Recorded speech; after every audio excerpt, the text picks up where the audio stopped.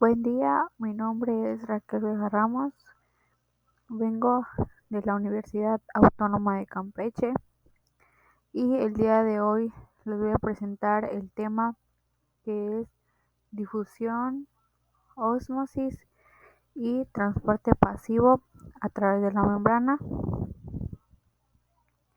a nombre del docente Víctor Monteón Padilla.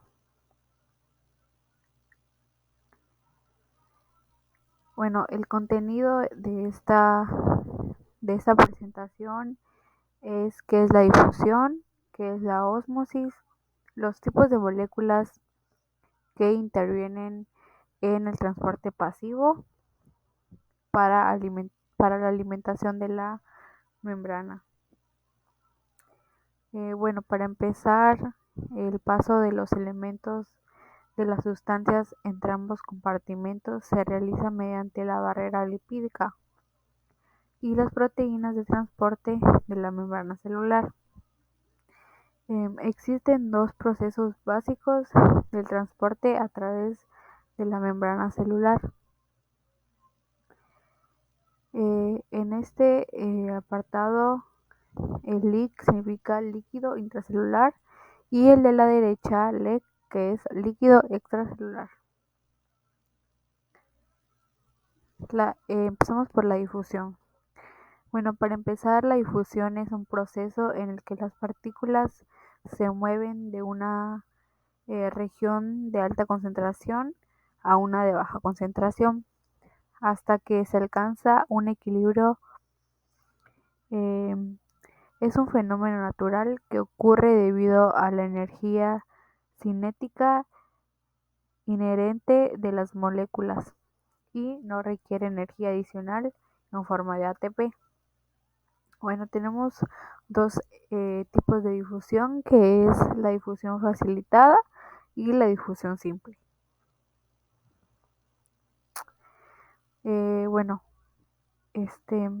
también tenemos las hipertónicas, las isotónicas y las hipotónicas, que para empezar, las hipertónicas, como su nombre da a entender, es una solución que tiene mayor concentración de solutos en comparación con la célula o con otra solución. Debido a esta diferencia de concentración, el agua tiende a moverse fuera de la célula para intentar equilibrar las concentraciones de solutos o ambos lados de la membrana. Por ejemplo, el movimiento del agua, ya que el movimiento del agua sale de la célula hacia el medio hipertónico. También una consecuencia para la célula pues sería que la célula se encoge, que sería un proceso llamado crenación en células animales. Y debido a la pérdida de agua, por ejemplo, si una célula animal se coloca en una solución salina muy concentrada, que sería una hipertónica, el agua dentro de la célula saldrá hacia el exterior. Esto hará que la célula se deshidrate y disminuya su tamaño. Ahora las isotónicas. Una solución isotónica tiene una igual concentración de solutos tanto en el interior de la célula como en el medio externo. En esta no hay un gradiente de concentración, así que el agua se mueve en ambas direcciones a una velocidad igual. El movimiento del agua en esta pues sería que entra y sale de la célula a la misma velocidad, como ya mencioné. Y su consecuencia para la célula sería que la célula mantiene su tamaño y forma. Esto ya que no hay ganancia ni pérdida neta de agua. Por ejemplo, las soluciones isotónicas son esenciales en los fluidos intravenosos, como las soluciones salinas fisiológicas, ya que mantienen las células en equilibrio sin provocar ni hinchazón ni deshidratación. Y por último tenemos las hipotónicas, que bueno, estas tienen una menor concentración de solutos en comparación con la célula o con otra solución. Esto es debido a esta diferencia. Debido a esta diferencia, el agua tiende a entrar en la célula desde el medio exterior. Y pues el movimiento del agua en las hipotónicas, pues sería que el agua entra desde el medio hipotónico y su consecuencia para la célula, pues la célula se hincha e incluso puede explotar en un proceso llamado lisis celular. La presión osmótica es demasiado alta. Por ejemplo, si una célula animal se coloca en agua pura, que sería la solución hipotónica, el agua se moverá hacia el interior de la célula, lo que puede causar que se hinche y finalmente se rompa. Bueno, ahora tenemos la difusión facilitada. Eh, bueno, pues en esta difusión facilitada vemos que esa requiere de una interacción con proteína transportadora. Bueno, algunas moléculas no pueden atravesar la bicapa lipídica directamente debido a su tamaño o polaridad. Estas moléculas pues requieren la ayuda de proteínas específicas que están incrustadas en la, en la membrana. El transporte de estas se realiza sin consumo de energía, ya que las moléculas siguen moviéndose a favor de su gradiente de concentración. Proteínas transportadoras. Bueno, esas proteínas cambian de forma para mover moléculas específicas a través de la membrana. Por ejemplo, la glucosa, que esta es transportada por proteínas como el transportador de glucosa, y las proteínas transportadoras son específicas para las moléculas que transportan, eso para asegurar un transporte selectivo. Ahora los canales iónicos. Bueno, estos son proteínas que forman poros en la membrana, permitiendo el paso de iones específicos, como pueden ser el sodio, el potasio y el calcio y el cloro. Igual estos canales pueden estar abiertos permanentemente o regulados por estímulos. Y también la apertura de los canales permite que los iones se muevan a través de la membrana siguiendo su gradiente, como aparece aquí en la imagen. Que esta sería pues una combinación de gradientes de concentración y carga eléctrica. Uno de los factores que lo afectan pues sería la saturación de las proteínas transportadoras, ya que las proteínas transportadoras tienen un número limitado de sitios de unión. Y pues una vez que estos sitios están ocupados, la tasa de transporte no puede aumentar más, incluso si hay más moléculas disponibles para transportar. La especificidad. Cada canal o transportador es específico para un tipo particular de molécula o ion.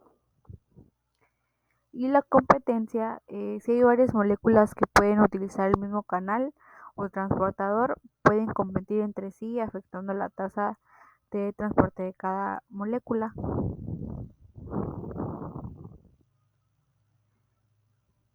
Bueno, entre las moléculas que se utilizan para la difusión facilitada, pues está la glucosa, ya que las células necesitan glucosa para producir energía mediante la respiración celular. Pero sin embargo, debido a su tamaño y polaridad, no pueden pasar libremente a través de la bicapa lipídica. Y las proteínas transportadoras específicas permiten su entrada a la célula. Los iones. Pues estos, debido a su carga, los iones no pueden atravesar la bicapa lipídica por difusión simple, ya que estos necesitan pues canales iónicos específicos que permitan su paso, y estos canales son vitales para muchos procesos celulares como la transmisión de señales nerviosas y la concentración muscular. Y también tenemos a los aminoácidos y los monosacáridos. Bueno, ahora seguimos con la difusión simple. Bueno, como aquí dice, este no requiere de proteínas transportadoras. Bueno, esto ya que ocurre cuando las moléculas atraviesan directamente la bicapa lipídica de la membrana celular. La bicapa lipídica está formada principalmente por fosfolípidos que tienen una región hidrofílica que es como pues esa parte de la cabeza se podría decir, y una región hidrofóbica que serían estos de acá abajo, los que parecen como rayas. Y debido a la naturaleza hidrofóbica del interior de la bicapa, las moléculas que atraviesan por difusión simple pues suelen ser estas, que son las moléculas no polares. Por ejemplo, los gases como el oxígeno y el dióxido de carbono. Estos no son no polares, lo que significa que no tienen una distribución desigual de cargas. Debido a su pequeño tamaño y carácter no polar, pueden disolverse fácilmente en la bicapa y cruzar la membrana. Ahora las moléculas liposolubles. Bueno, estas son sustancias como los esteroides, cosa que son derivados del colesterol. También pueden atravesar la membrana porque son solubles en lípido. Estos incluyen hormonas esteroides como la testosterona y el estrógeno. Y por último, las moléculas pequeñas sin carga. Aunque es menos eficiente, el agua y pequeñas moléculas polares como el etanol también pueden cruzar la membrana por difusión simple, pero en cantidades limitadas.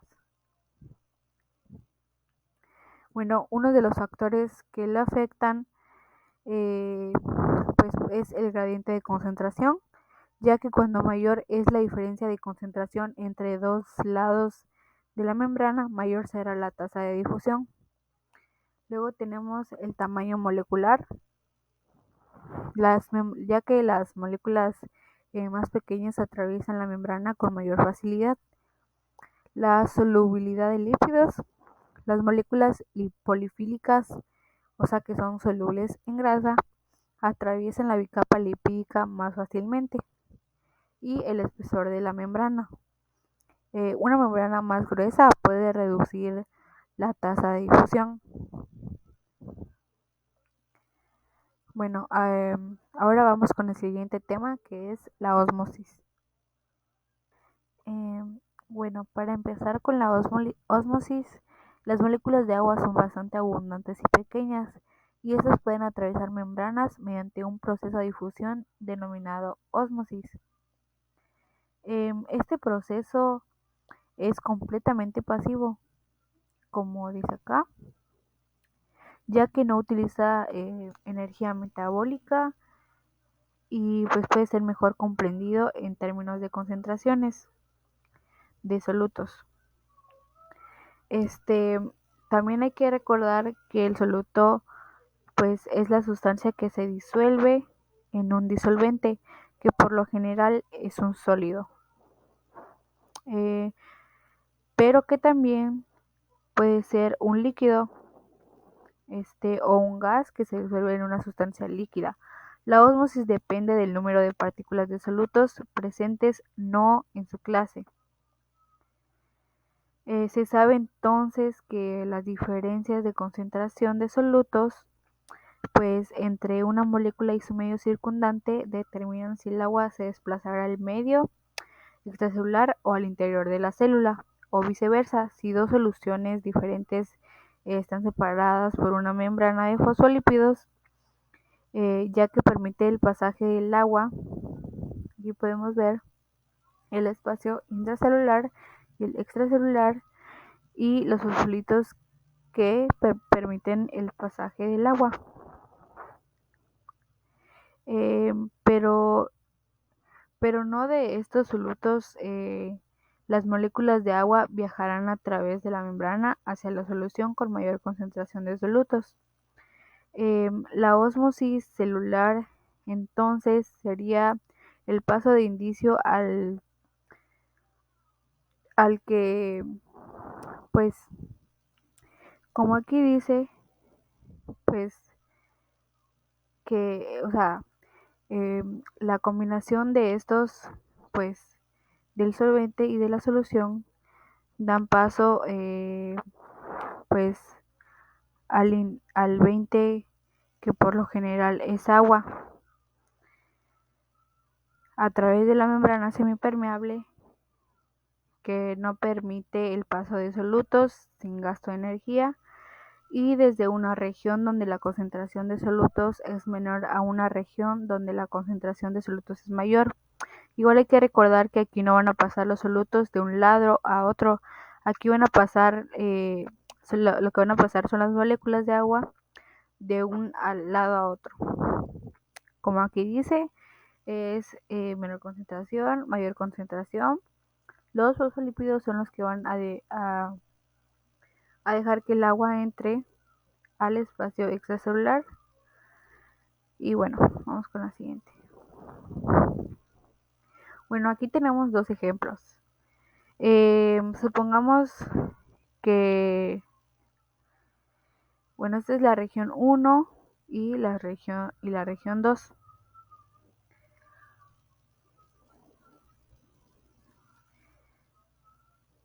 Bueno, supongamos que tenemos dos regiones donde la concentración de agua es más alta y las concentraciones de solutos son más bajas.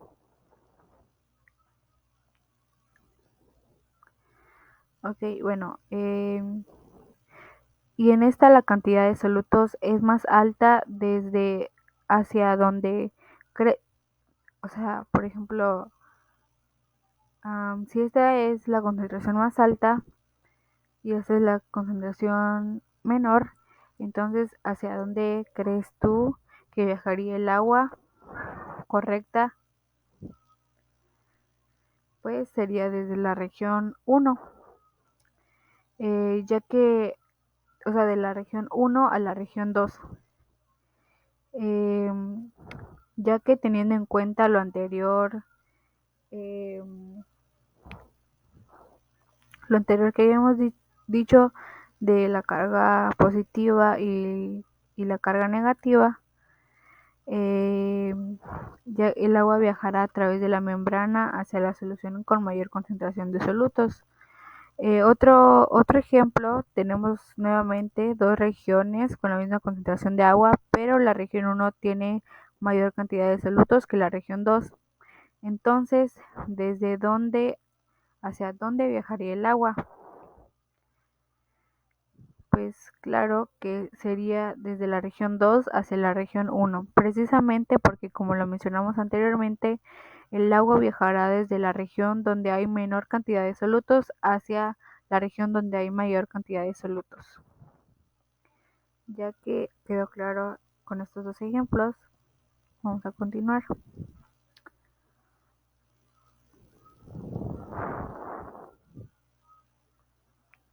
Bueno, aquí tenemos otros ejemplos.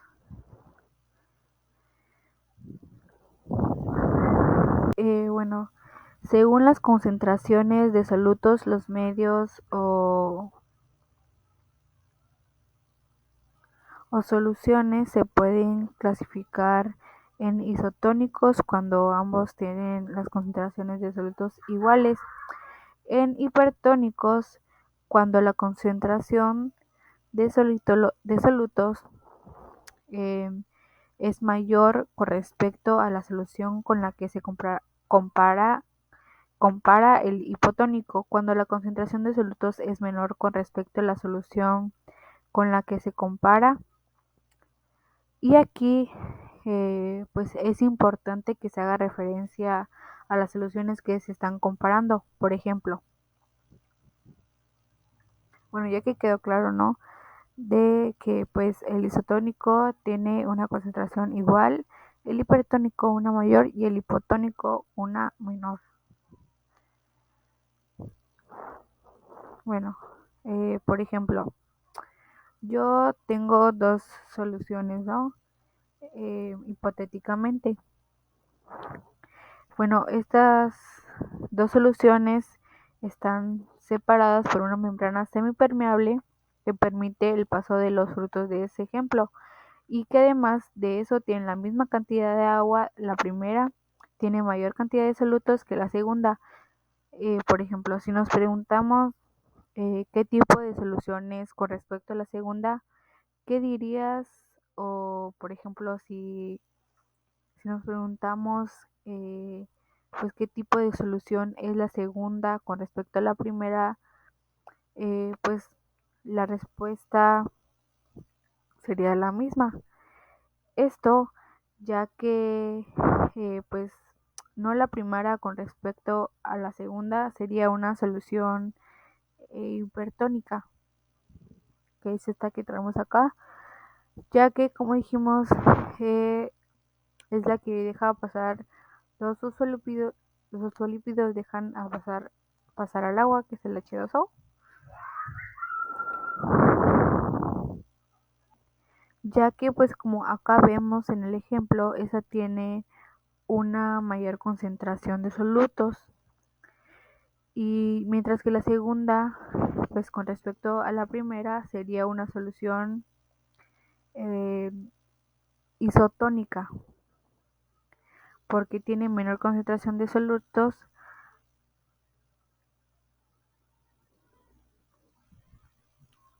Bueno, ahora un tercer ejemplo que sería este último. Eh, y bueno, por ejemplo, aquí si colocamos una solución con menor cantidad de solutos que la segunda, tendríamos que la segunda solución con respecto a la tercera sería hipertónica y ya no sería hipotónica como en el primer caso, ya que tiene mayor concentración de solutos, mientras que la tercera con respecto a la segunda sería una solución isotónica porque tiene menor concentración de solutos en todos los casos.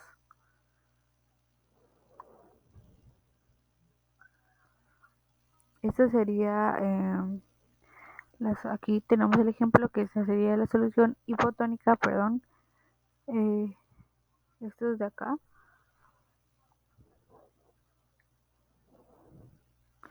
En todos los casos, el agua siempre se desplazará a través de la membrana. Es una solución hipertónica hasta que la concentración de ambos lados la membrana se iguale. Cabe recordar igual que cuando se dice que el agua se desplazará con referencia al movimiento neto del agua, dada su abundancia, el agua se desplazará constantemente a través de la membrana plasmática hacia el interior y el exterior de la célula. Esto lo que interesa en la ósmosis es saber si el desplazamiento del agua es mayor en una dirección a otra, y pues por eso es que hacemos referencia al flujo neto. Por ejemplo, aquí tenemos otros ejemplos.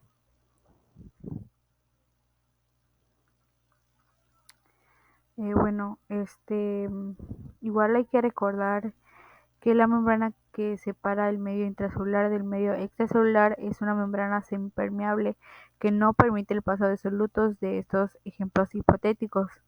Si tenemos una célula que pues para este caso de acá sería este ejemplo, pues vamos a utilizar un glóbulo rojo que está sumergido en una solución X, en donde la concentración de solutos que hay en esa solución es igual a la concentración de solutos que hay dentro del glóbulo rojo. En este caso no va a haber flujo neto del agua, ya que como recordábamos la palabra neto que dice hace referencia a la cantidad resultante. En este caso decimos que no hay flujo neto de agua porque la cantidad de moléculas de agua que salen son casi las mismas que entran. Tienen las mismas posibilidades de entrada que salida. Entonces, si restamos la cantidad de moléculas que entran con la cantidad de moléculas que salen, pues obtendríamos un flujo neto cercano. Aquí, como se ve en la imagen no hay flujo neto de agua, sería una solución isotónica. Por lo tanto, es cercano a cero. Como el interior y el exterior de la célula tiene las mismas concentraciones, pues como dije, estaríamos hablando de la solución isotónica. Ahora seguimos con el otro ejemplo. Bueno, por otro lado, si tenemos un glóbulo rojo sumergido en una solución en donde la concentración de solutos es mayor en esta solución que en el interior de la célula, va a haber un flujo de salida neto de agua desde la célula hacia el medio exterior, es decir, que el desplazamiento de agua es mayor en la dirección de salida desde la célula. En este caso, las moléculas de agua tienen más posibilidades de salir de la célula que entrar a ella, ya que no hay solutos suficientes que pueden evitar que ellas interactúen con la membrana, mientras que las que están pues afuera pueden verse obstaculizadas, o sea, pues sí, que no tienen un buen paso. Y igual podrían ser retenidas de distintas maneras por los productos como el exterior de la célula. Tiene mayor concentración de solutos comparando con el interior de la misma. Y pues aquí estaríamos hablando de la solución hipertónica. Y bueno, nos vamos con el siguiente ejemplo. Bueno, en este tercer caso tenemos un glóbulo rojo sumergido en una solución Z, en donde la concentración de solutos es menos en esta solución que el interior de la célula. Va a haber un flujo de entrada neto de agua desde el exterior hacia el interior de la célula, es decir, que el desplazamiento del agua es mayor en la dirección de entrada, que en este caso las moléculas de agua tienen mayor posibilidad de entrar a la célula que de salir de ella, porque no son absolutamente suficientes que puedan evitar que ellos interactúen con la membrana, mientras que las que están adentro eh, pueden verse obstaculizadas y podrían ser retenidas de distintas maneras por los solutos, como el interior de la célula tiene mayor concentración de solutos comparado con el exterior, pues de la misma. Eh, Aquí estaríamos hablando de una solución hipotónica. Y bueno, acá como el agua entra a la célula, esta se hincha y podría estallar.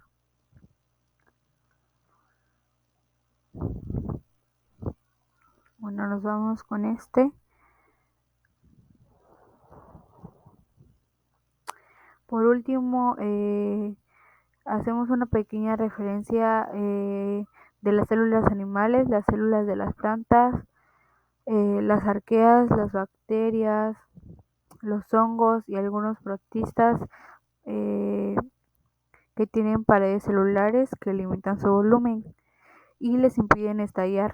Las células con paredes fuertes captan una cantidad limitada de agua y al hacerlo crean una presión interna contra la pared celular que pues esta evita el ingreso adicional de agua. Esta presión intracelular se denomina presión de urgencia. Esa mantiene erguida a las plantas y es la fuerza que impulsa el agrandamiento de las células vegetales. Es un componente normal y esencial del crecimiento de las plantas.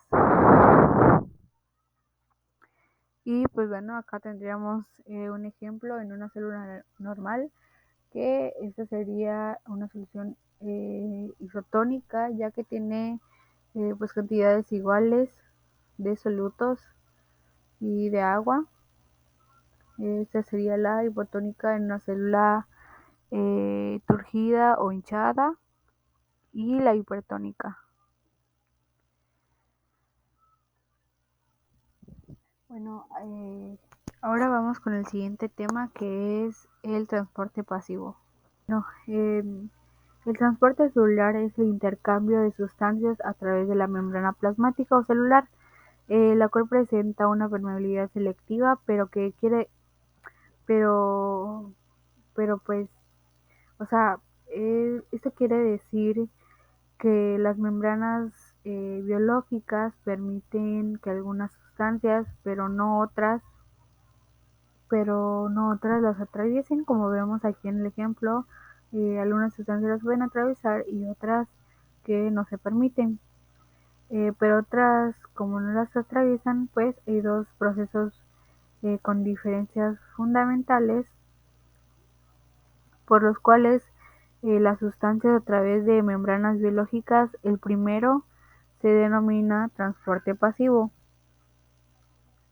que aquí lo tenemos, eh, y el segundo sería el transporte activo. El transporte pasivo es el proceso que permite el paso de iones y moléculas sin ningún gasto energético por parte de la célula para impulsarlos, mientras que el transporte activo es el que permite el paso de estas moléculas a través de la membrana, pero utilizando la energía metabólica de las células. Bien, pues aquí lo tenemos. Como dice aquí en el ejemplo, este no tiene aporte de energía, que es el ATP, y este sí requiere aporte de energía. Este pues utiliza la energía metabólica de las células para poder moverlas.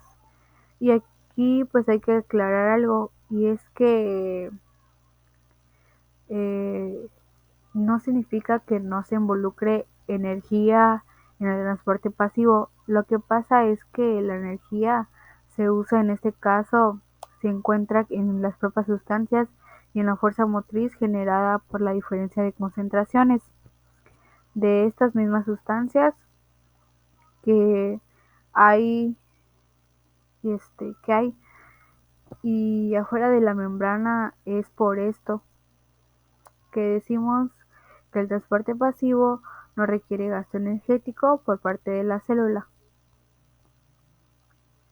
Y de hecho, un gradiente de concentración es en sí mismo una forma de energía almacenada, la cual se utiliza conforme se van igualando las concentraciones. Al no querer requerir energía en el transporte pasivo, eh, pues las moléculas se desplazan espontáneamente a favor del gradiente de su concentración. O sea, quiere decir que una zona de concentración elevada a una zona de concentración baja. Por lo contrario, en el transporte activo, las moléculas no se desplazan eh, espontáneamente, porque lo hacen en contra el gradiente de concentración. Es decir, que desde una zona donde la concentración es baja a una zona de la concentración alta.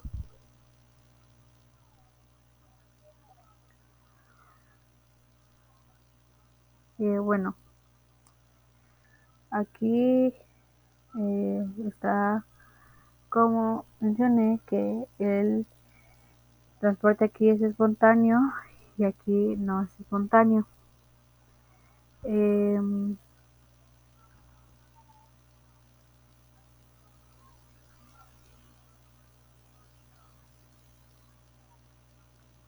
bueno, al ser un proceso espontáneo, se dice que el transporte pasivo es externo, porque libera energía, y esa energía que está en las propias sustancias y en la fuerza motriz generada por la diferencia de concentración que hay afuera y adentro de la membrana.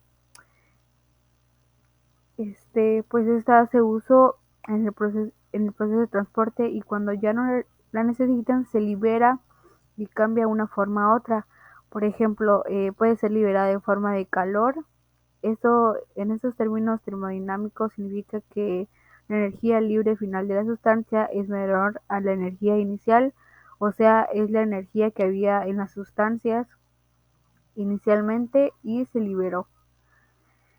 Y las sustancias ya no tienen la misma energía que al principio, simplemente porque ya no las necesitan, y además en los procesos pasivos se aumenta el desorden, es decir, que la entropía es mayor. Y al ser un proceso no espontáneo, se dice que el transporte activo es iónico porque requiere de energía externa, requiere como, vamos a decir, un empujón para que se pueda llevar a cabo. ¿Y qué tipo de energía? Bueno, aquí se necesita la energía química proveniente de la hidrólisis de ATP. Esto, en términos termodinámicos, pues significa que la energía libre final de las células es mayor a la energía inicial. Hay que recordar que esa energía química proveniente del ATP se ha captado por las sustancias para poder transportarse. Al principio no tenían energía, y además en los procesos activos se reduce el desorden, es decir, que la entropía es menor. Bueno, aquí tenemos la difusión simple, que bueno, este es un proceso de transporte pasivo que no necesita ningún intermediario y ninguna proteína transportadora. No ocurre saturación, es decir, si la concentración de determinado soluto en el flujo extracelular sigue y sigue creciendo, estos solutos van a seguir pasando a través de la membrana hasta que haya un equilibrio adentro y fuera de la célula. Al contrario, en la difusión facilitada, que es otro proceso de transporte pasivo, y en el transporte activo, en general, las sustancias sí requieren de intermediarios para poderse llevar a cabo en estos escenarios. Si se experimenta saturación, lo que significa que cuando todos los sitios de unión del soluto estén ocupados, por más que adicionamos sustrato, el flujo se mantiene constante, precisamente porque pues hay intermediarios, eh, porque hay intermediarios o proteínas transportadoras a horas libres que nos ayuden a que el proceso se lleve a cabo en ambos tipos, eh, ya sea de transporte, que se usan las proteínas transportadoras, como mencioné anteriormente, en pues la difusión, y los canales iónicos. Sin embargo, la difusión simple no requiere de estas proteínas transportadoras y difunde ciertas sustancias simplemente a través de la membrana. En el caso del transporte activo y la difusión facilitada, sí requieren de proteínas transportadoras específicas. Para el soluto o ion que se está transportando, los tipos de transporte pasivo que encontramos, pues aquí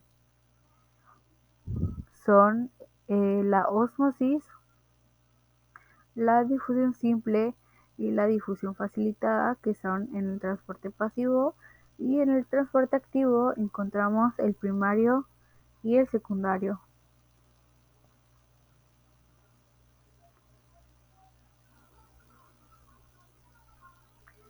Bueno, sin embargo, en algunas fuentes bibliográficas eh, pues se dice que hay dos, y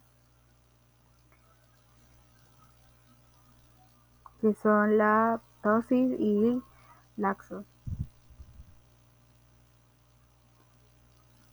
Bueno, pues estas dos, la endocitosis y la procitosis, se dice que se relacionan con el transporte activo, y pues sí que son activos ya que requieren de muchísima energía para producirse, pero estos pueden ser a favor del gradiente o en contra. Y pues bueno, esto sería todo por mi tema. Espero que les haya servido de mucho y pues bueno, gracias por la atención.